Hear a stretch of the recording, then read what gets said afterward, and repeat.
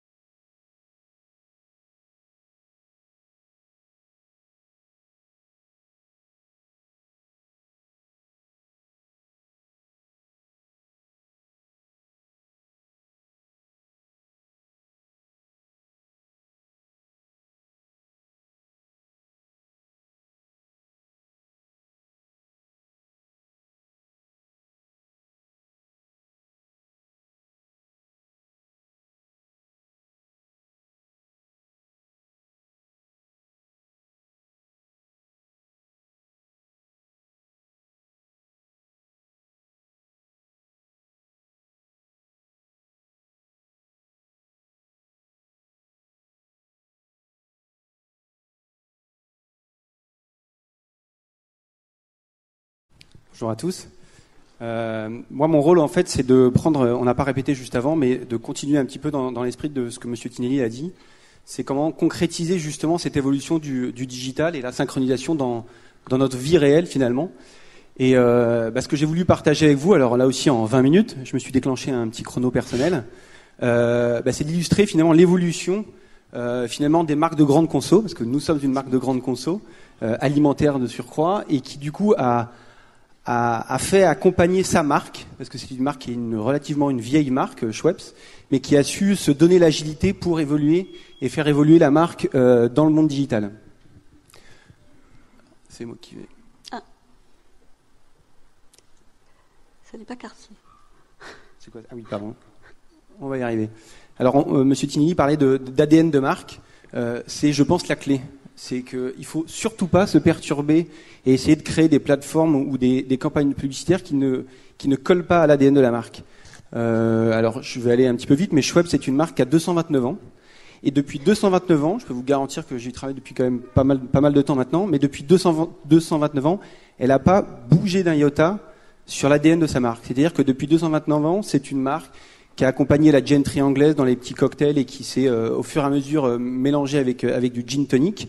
Et que du coup, Schweppes finalement ne change pas et ne bouge pas de stratégie depuis 229 ans. À nous de créer cette agilité et cette souplesse sur la marque pour faire évoluer avec son temps. Donc je vais vous décliner un petit peu le concept de Villa Schweppes, mais en tout cas, ça rentre complètement dans cet ADN de marque depuis pas mal de temps. Merci, là-haut. La problématique qu'on avait sur cette Villa Schweppes, c'était de se dire, voilà, et là aussi ça rejoint et ça concrétise un petit peu ce que M. Tinelli a dit. On a de la communication. Alors la télé, le print, la bannière, c'est terminé. En tout cas, c'est plus du tout efficace pour travailler ces marques, je dirais, de manière forte et construire surtout nos marques dans le temps. C'est nécessaire. Il faut passer par là, mais par contre, c'est clair qu'il faut surtout pas s'arrêter là. Donc, lorsqu'on a développé la stratégie de la marque Schweppes, qui avait un vrai besoin de retrouver une forte notoriété et une grosse évolution sur l'image de sa marque. On a défini le mass média en disant voilà, on est content d'aller travailler le mass média au travers d'une copie publicitaire en télé, au cinéma et sur des prints où on a utilisé des référents comme Nicole Kidman ou Uma Thurman qui sont en adéquation et qui véhiculent les valeurs que l'on veut insuffler à la marque, mais de manière très macro et très mass média. Et puis après, on s'est dit, on va travailler la puissance au travers de la fréquence, un petit peu la fréquence qui a été évoquée tout à l'heure. La puissance, on va la travailler de cette manière-là. Après, il y a une étape qui est importante, c'est l'expérience de marque. C'est un mot un petit peu à la mode, mais le brand content, l'expérience de marque, on peut mettre beaucoup de choses derrière. Il faut le faire vivre plus que de le dire. Et du coup, c'était de se dire comment je vais aller susciter l'envie. Et susciter l'envie au travers de nos marques. On a créé donc ce concept Village Schweppes auprès d'un petit groupe restreint de leaders d'opinion. Et les leaders d'opinion, c'est pas forcément que des gens très connus ou que des gens très célèbres. C'est des leaders d'opinion qui ont un réseau autour d'eux et qui ont une influence autour d'eux. Du coup, on a travaillé cette partie-là. Et puis ensuite, le troisième point qui était important pour nous, c'est de dire voilà, si j'arrive à travailler la masse média, si j'arrive à travailler l'expérience de marque, comment après je diffuse cette information auprès des plus grands nombres.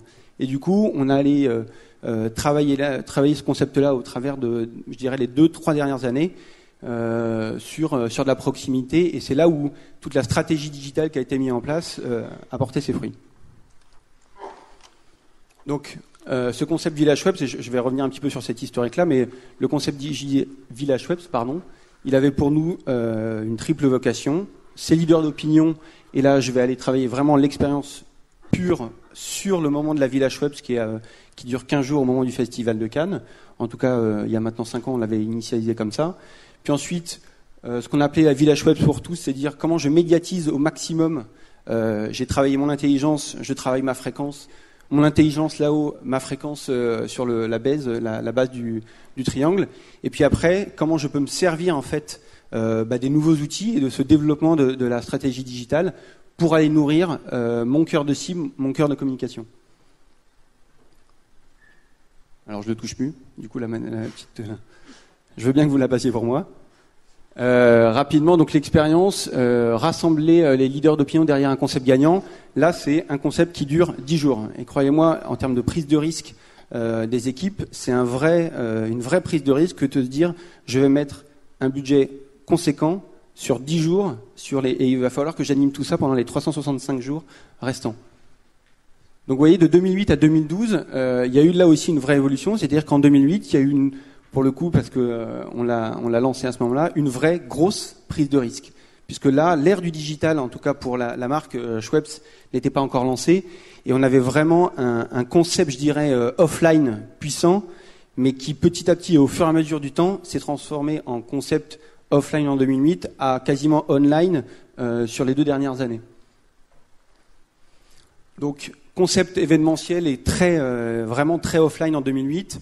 Comment susciter de l'expérience, comment susciter de l'intérêt auprès des leaders d'opinion, c'est de faire venir justement des leaders d'opinion, pas forcément encore une fois tous avec un même niveau de notoriété, mais du coup qui suscitent, je dirais, une partie importante de la créativité de ces gens-là.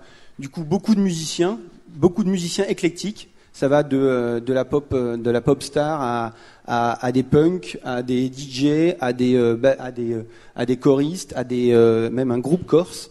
C'est vraiment une volonté d'être le plus éclectique possible pour aller toucher cette médiatisation. Ça, c'était sur l'aspect, je dirais, artiste des choses. Et puis ensuite, pardon, je l'ai touché.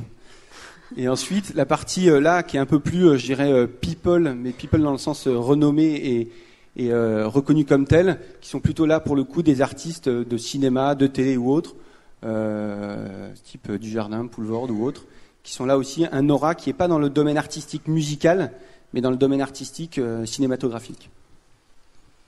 Donc voilà, une partie expérience où voilà, on a sur les 5 dernières années essayé de faire monter, je dirais, la sauce sur cette partie offline, et puis ensuite se dire c'est bien beau de créer cette expérience, mais si elle est vue par les 10 personnes ou les 15 000 personnes sur les 10 jours qui peuvent participer à une Village Schweppes, ça a peu d'intérêt.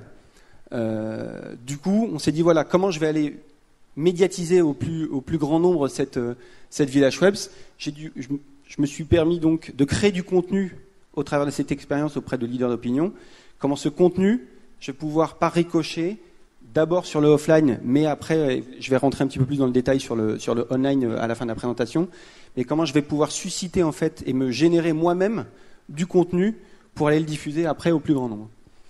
Du coup, sur les 3 grandes, je dirais, références de contenu qu'on a pu créer au sein même de ces 10 jours de Village Schweppes, j'ai clairement des événements. Je vous parlais de la Village Web qui a lieu depuis 2008 à Cannes et qui, au fur et à mesure, on a pu créer d'autres événements. Donc on s'est créé finalement une propre marque, une marque de contenu, que ce soit à Paris, à Cannes ou à Calvi, selon les concerts. Donc on a des événements qui peuvent nous servir de base. Puis on a des artistes qui viennent et qui eux-mêmes sont intéressés de venir dans ce type de Village Web, justement pour là aussi être dans l'endroit où il faut se faire voir. Donc on s'est créé une base de contenu de médiatisation très artistique, très people. Et puis après le son, c'est le principe même de la Village Web, c'est le son éclectique. Encore une fois, ça va d'un DJ à un punk, à un groupe de chant corse, et qui du coup permet là aussi de se générer son propre contenu. Du coup, avec ce contenu, encore une fois créé pendant des périodes très courtes sur une année, qu'est-ce qu'on fait ? On se dit, je vais éditorialiser tout ce contenu-là au travers des différents supports offline, en tout cas sur les 3 premières années, puis ensuite online, mais je vais me créer et déployer au maximum le contenu éditorial que je me suis créé. Du coup, que ce soit en presse, en termes de contenu photo, rédactionnel ou autre, je vais me créer ma propre éditorialisation de tout ça, mais également en télé, puisque sur ce genre d'événement, en tout cas pendant le Festival de Cannes ou même à Calvi on the Rocks, vous créez du contenu image que vous pouvez ensuite transmettre sur un support type télé ou que ce soit télé web d'ailleurs ou télé beaucoup plus hertzienne, classique.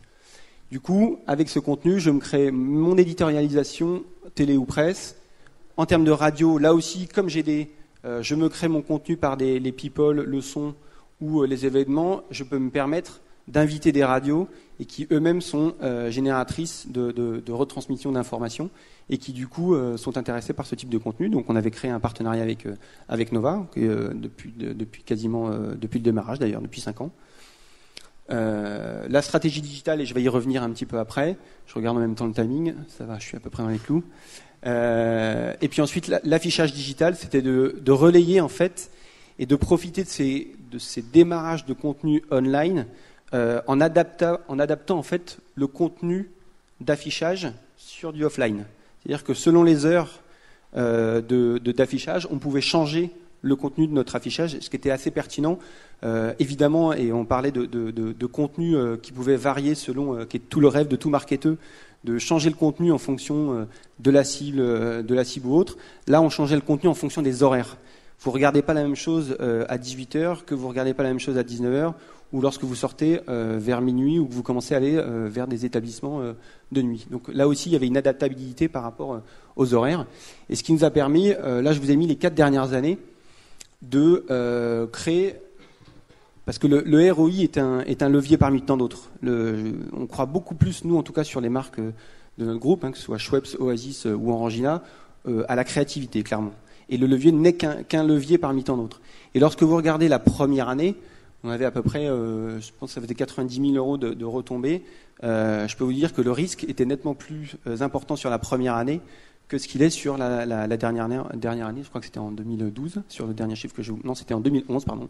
800 000 € de retombées. Cette notion de risque, il y a un phénomène d'accompagnement. Là aussi, je pense qu'on ne fait jamais bien la première année, on fait toujours mieux la deuxième année, c'est encore mieux la troisième année, et je peux vous dire qu'aujourd'hui, la 5e année, on est largement rentable. Justement, grâce au online et grâce à l'intégration du online, on est rentré largement dans nos investissements. Mais effectivement, ça c'est pas forcément le cas dès la première année. Rapidement, pour aller sur le contenu, justement, la médiatisation, c'est juste pour vous illustrer, typiquement ce que je vous disais, le contenu, on l'est créé nous-mêmes pendant le concept, et du coup, ensuite, vous avez des exemples comme Public, Closer, Grazia ou Nova, où on rediffuse l'information, et vous voyez, il y a les titres des informations, spécial Cannes, Village Web. Et donc, on reprend le titre, et donc, on crée un propre contenu à sa marque au travers de relais offline, comme de la presse, ou de la télé ou de la radio. Après, et c'est là où on va rentrer un petit peu plus dans le détail, je veux dire, voilà, on a su capitaliser sur les 4 dernières années sur ces 2 éléments, la fréquence et l'intelligence. Et du coup, sur les 25-35 ans, comment justement profiter de cette digitalisation de nos vies, parce que c'est bien ça, il faut toujours l'avoir en conscience lorsqu'on crée nos stratégies digitales, c'est bien le digital est là pour servir notre réel.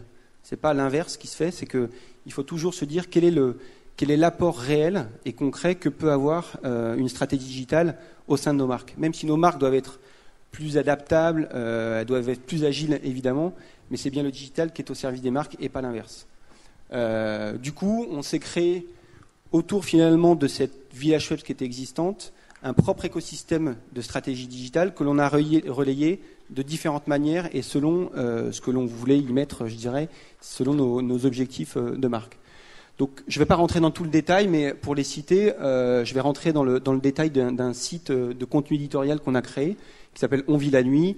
Évidemment, les bannières, les fameuses bannières, mais ça, je dirais que c'est aujourd'hui un micro-élément des stratégies digitales, puisqu'on avait évidemment un plan de bannière relativement classique, Spotify pour le contenu musical, l'application mobile, là aussi qui est extrêmement important, parce que faire une application pour faire une application, ça n'a aucun intérêt. On a appris pour le coup, nous, que lorsqu'on a commencé il y a maintenant quelques temps les stratégies digitales et on voulait absolument sortir une application pour sortir une application, si elle ne suscite pas d'intérêt, qu'elle n'a pas d'intérêt particulier pour le consommateur, elle fait un énorme bid. Et croyez-moi, on en a fait des énormes.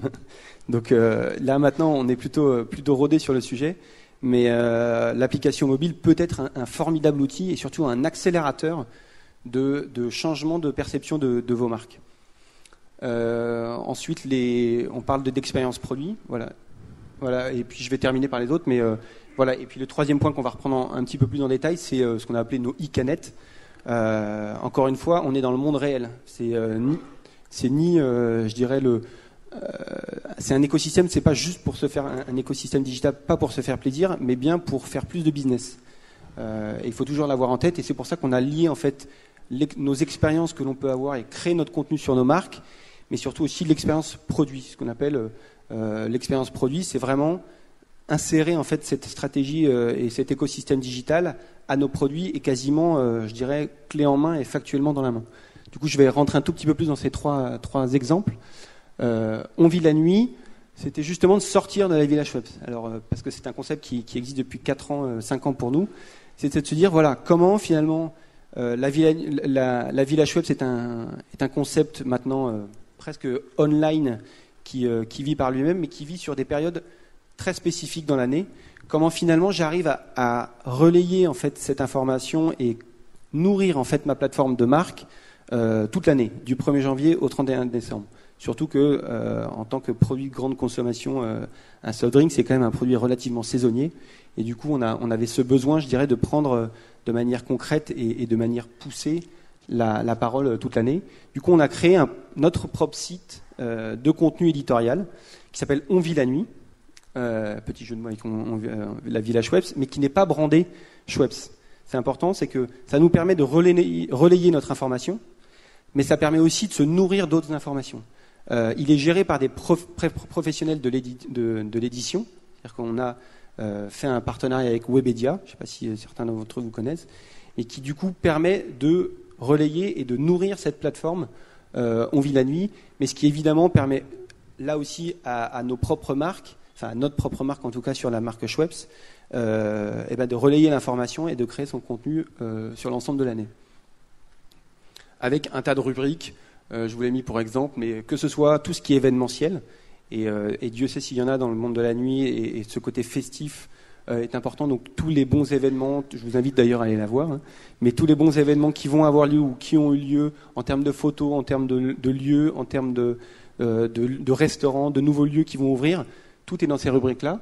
En termes de portraits, là aussi, on s'appuie beaucoup sur tous les artistes et tous les musiciens et tous les je dirais, acteurs de cinéma ou autres. On travaille beaucoup avec eux justement pour relayer cette information lors de portraits, les dress codes, comment rentrer à tel ou tel endroit. Bref, vous avez tout cet écosystème autour de la nuit qui est un contenu très riche et surtout qui intéresse beaucoup notre cible évidemment de communication. Et du coup, on avait plusieurs rubriques qui fonctionnent d'elles-mêmes.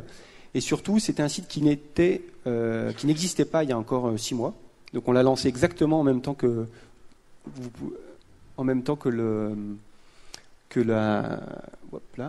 voilà, très bien. Qui n'existait pas il y a 6 mois. On l'a lancé le jour en fait de l'ouverture de la Villa Schweppes au moment du Festival de Cannes. Et aujourd'hui, on doit être à 800 000 visites. Du coup, ce qui nous permet de générer surtout un contenu régulier. C'est-à-dire que si ce n'est pas un pic, à la limite, le nombre de visites, on s'en fiche. Ce qui est important, c'est la récurrence. Et c'est je dirais presque, c'est un peu comme sur Facebook, c'est le taux d'engagement que vous pouvez avoir et surtout le retour que vous pouvez avoir sur ces visites qui viennent fréquemment et régulièrement sur le site pour se nourrir en fait de contenu nuit et qui passe à peu près 4 minutes sur le site par visite, donc ce qui est plutôt pas mal. Et là aussi, pour illustrer, et je terminerai par cette slide-là, en tout cas sur ce site éditorial qu'on a pu créer, On vit la nuit. Là aussi, c'est bien c'est pas je dirais un site internet pour un site internet, c'est de dire comment tous mes points de contact digitaux que j'ai pu créer autour de mon écosystème Villa Schweppes, tout va être rebasculé en fait vers ce site. Donc que ce soit Foursquare en bas, que ce soit Instagram, que ce soit Facebook, Twitter, YouTube, toute la richesse du contenu est rebasculée en fait sur On vit la nuit. Ce qui nous permet du coup de générer beaucoup de contenu et beaucoup d'interactions en fait, et surtout que les internautes, j'allais dire, ou du moins les fans de ce genre d'outils, puissent dialoguer entre eux. C'est-à-dire que ceux qui étaient dans la Villa Schweppes tel soir puissent envoyer du contenu sur le site, ceux qui n'y étaient pas puissent aussi envoyer leur ressenti ou autre. Et du coup, ça vous génère en fait un taux d'engagement et de la conversation qui est extrêmement importante. Donc, tous nos éléments digitaux sont rebasculés sur ce site On vit la nuit. Ça, c'était en termes de contenu éditorial. En termes d'application, là aussi exactement en parallèle du lancement de ce site, et puis en parallèle de la Villa Schweppes qui avait lieu donc pendant les 15 jours du Festival de Cannes, on a créé une application gratuite qui s'appelle Villa Schweppes et qui rebascule, là encore, c'est toujours le même contenu mais toujours le même système, qui rebascule toute l'information via l'application et donc vous avez accès gratuitement et rapidement à cette information-là. Pour être clair, le gros succès en fait de cette application, c'est le deuxième levier qui est la musique. C'est-à-dire que la musique que vous aviez dans la Villa Schweppes, tous les artistes qui sont venus se produire en fait dans la Villa Schweppes ou qui sont venus mixer pendant 1 ou 2 heures, que ce soit à 3 heures de l'après-midi ou à 3 heures du matin, tout ce contenu est mis à disposition sur l'application et vous pouvez la télécharger gratuitement. Donc je vous invite à le faire. Honnêtement, il y a des mix qui sont assez bons. Mais du coup, ça permet de perpétuellement générer et de recentrer en fait le discours auprès d'un même endroit, On vit la nuit, mais à travers de plusieurs supports différents. Et enfin, là aussi pour rejoindre, on n'est pas au pays des bisounours, on est là pour faire du business. Et l'idée, c'était justement qu'au travers de nos produits, au travers de Cannes, je crois que j'en ai vu tout à l'heure à la pause, on a intégré depuis maintenant 2 ans sur l'ensemble de nos supports, en tout cas pour l'instant Canette, ces fameux QR codes ou ces fameux flash codes. Pareil, ce flash code, il vous permet aujourd'hui de flasher et d'aller voir.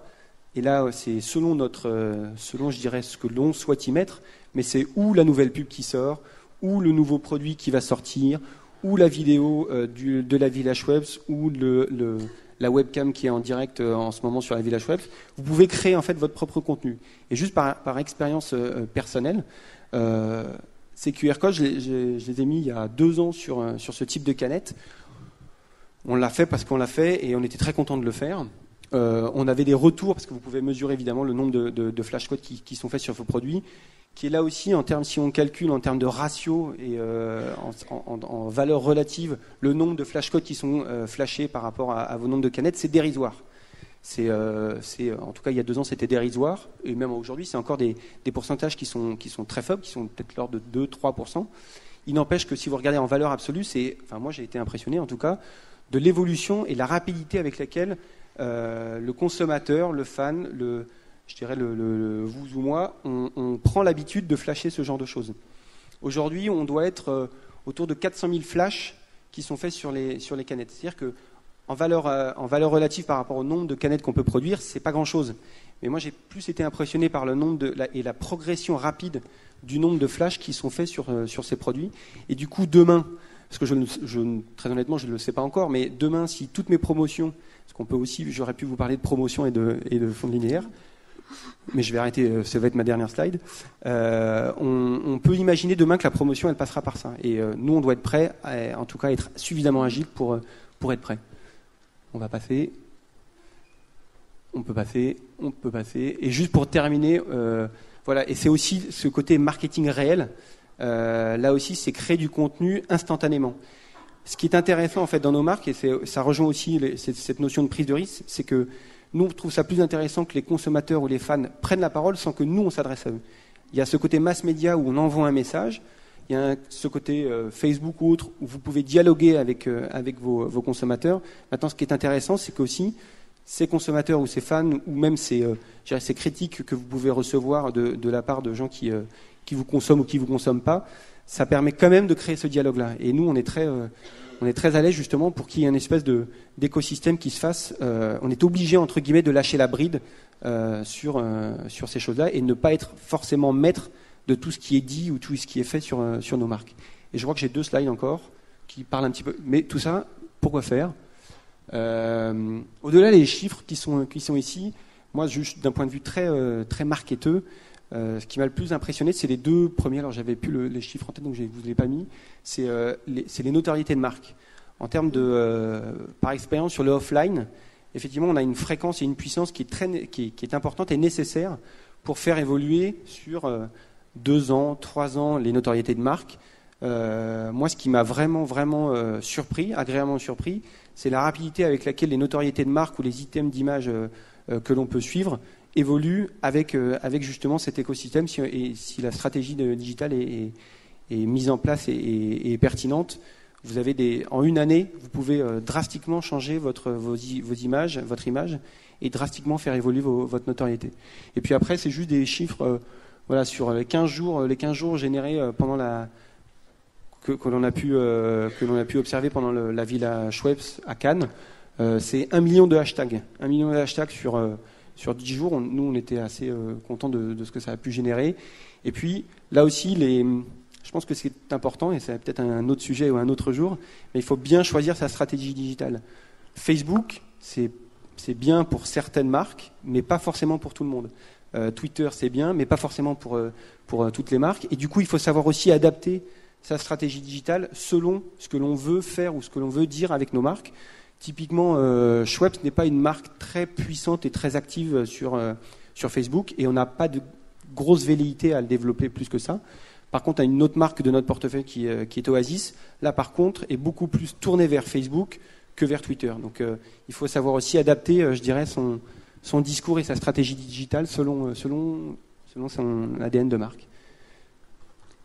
Et pour nous, oui, ça marche, à la fois en termes d'image et à la fois en termes de business. Et là, on parle concrètement de chiffres et de parts de marché et de tous les QS Urena et toute autre data que l'on peut surveiller. Ça fait partie, pour nous, du succès de la marque Schweppes. Ce n'est pas que la promo qui peut générer de la croissance volume. Voilà. Super, merci.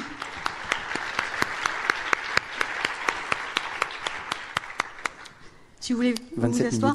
Là, on a vu vraiment en direct live comment ça fonctionne finalement sur un exemple dans les produits de grande consommation où il y a du fun. Hein, c'est peut-être la marque de fabrique effectivement de votre groupe. J'invite peut-être l'audience à poser des questions avant que... Voilà, une question là dans le fond. Bonjour. On n'aura pas beaucoup de temps de questions, mais c'est dommage encore une fois. Beaucoup de choses intéressantes. Oui, bonjour, donc Christophe Beaufils, moi je suis consultant indépendant. J'ai pas mal travaillé également sur toutes ces problématiques de produits de grande consommation. Moi je trouve le dispositif extrêmement cohérent, extrêmement conséquent sur le long terme. Je voudrais juste savoir combien en termes de moyens un groupe comme Orangina Schweppes investit par an sur une marque comme Schweppes pour développer son programme, ne serait-ce que online. Beaucoup. Non, je vais vous répondre. Je vais vous répondre de 2 manières. La première manière, c'est que effectivement, les investissements, c'est toujours quelque chose qui est très secret, ou en tout cas, c'est la première question. J'aurais dû le marquer sur un papier. C'est la première question qu'on nous pose régulièrement. Ouais.